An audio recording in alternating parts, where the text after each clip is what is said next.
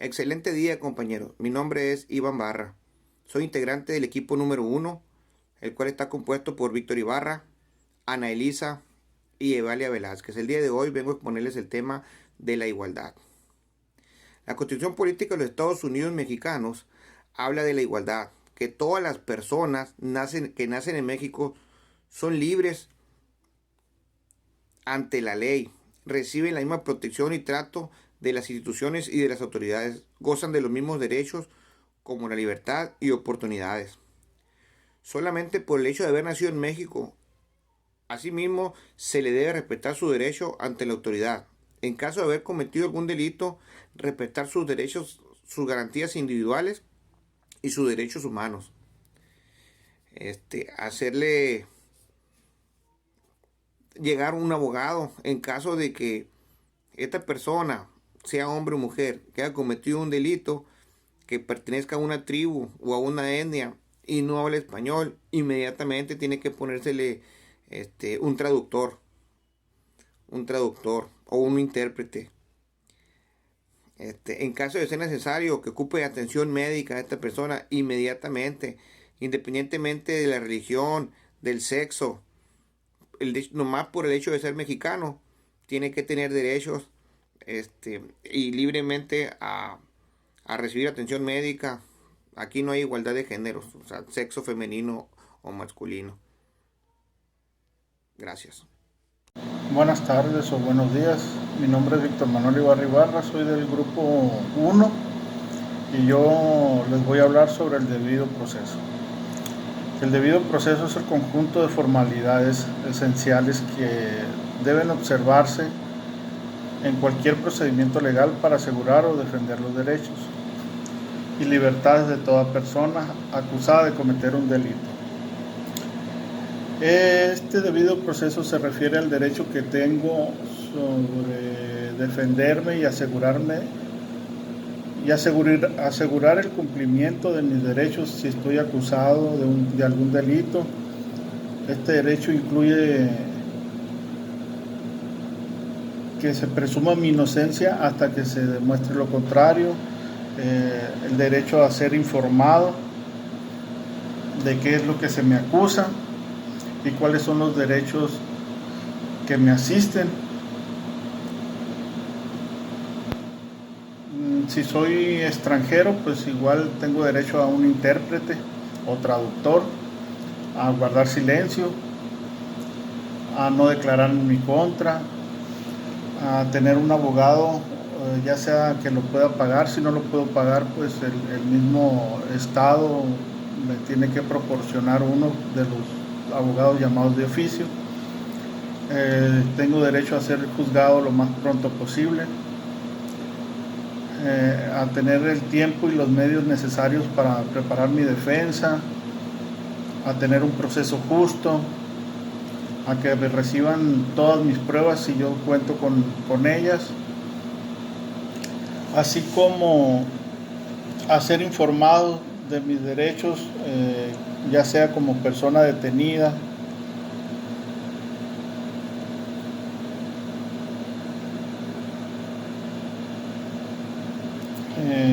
tengo derecho a estar presente para el proceso. Estos derechos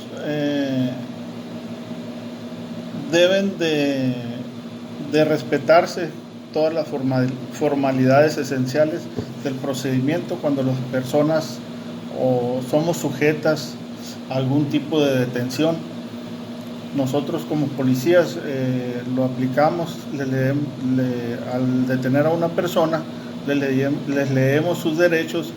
De igual forma les decimos que si los comprendieron y si los comprendieron nos firman ellos de enterado. Y pues es todo lo que corresponde. No sé si tengan alguna duda, es sobre el debido proceso.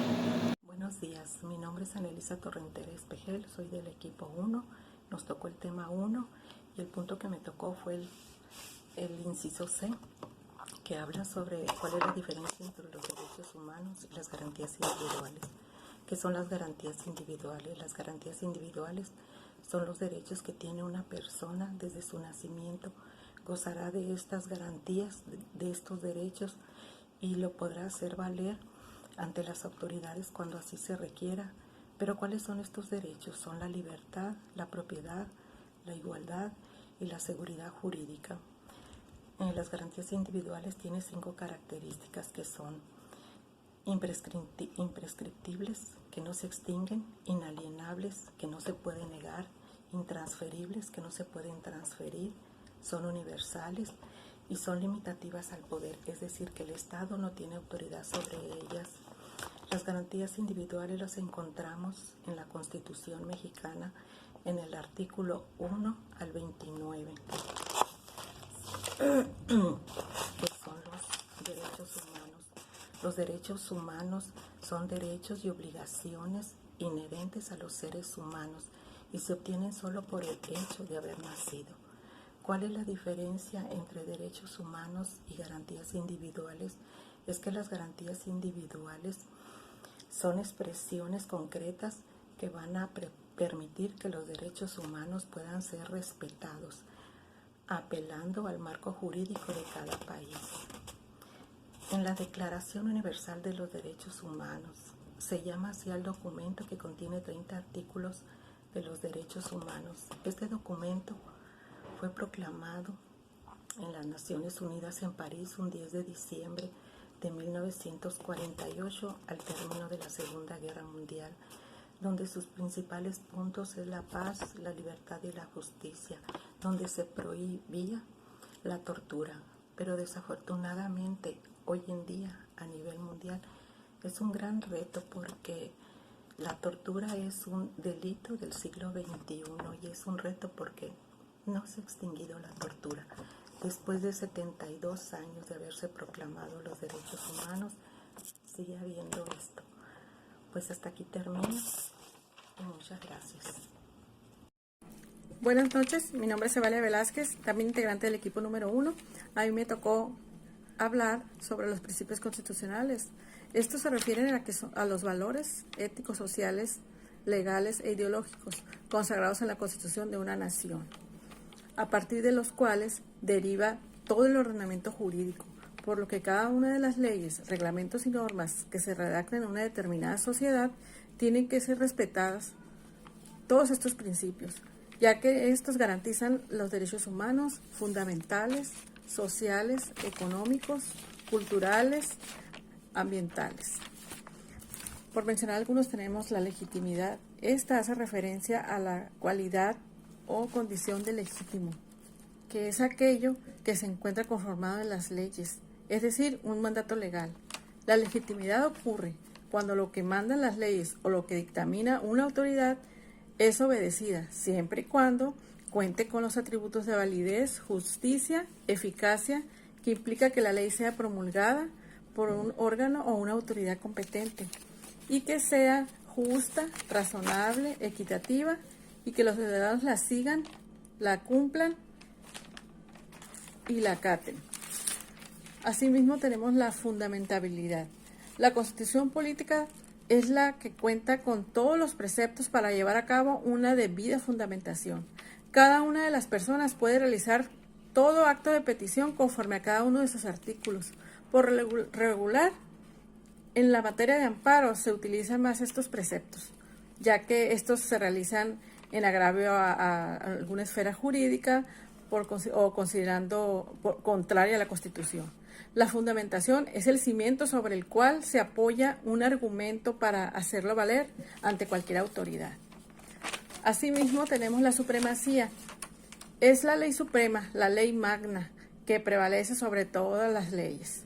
Es la ley sagrada que todos debemos constreñir. Ninguna ley va a estar por encima de la Constitución. Es rígida e inviolable porque sus preceptos no permiten que ninguna persona la viole y es obligatoria que se impone en todo el país. También tenemos lo que es la rigidez constitucional. Es una cualidad graduable. Depende de los grados de complejidad del procedimiento. Tiene un valor jurídico superior a la de las leyes ordinarias. Tiene la función de evitar la posibilidad de que la ley fundamental sea modificada de la misma forma que las leyes secundarias. De igual manera tenemos el principio de inviolabilidad. Esto significa la imposibilidad de trastocar el régimen jurídico establecido y garantizar las libertades, la seguridad jurídica del régimen que se violenten los principios que del mismo establecen. Es decir, consiste en que la Constitución por ninguna razón perderá su vigencia, ya que los preceptos que permite que sean no permite que sean violentados. La ley es obligatoria para toda persona y no puede ser desconocida, ya que se trata de nuestras garantías individuales, que desde el momento de nuestro nacimiento las adquirimos y no pueden violentarse conforme a la Constitución.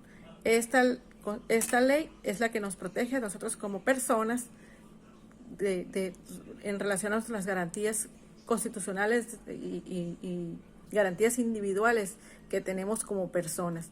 No permite esta ley que sean violentadas de ninguna forma.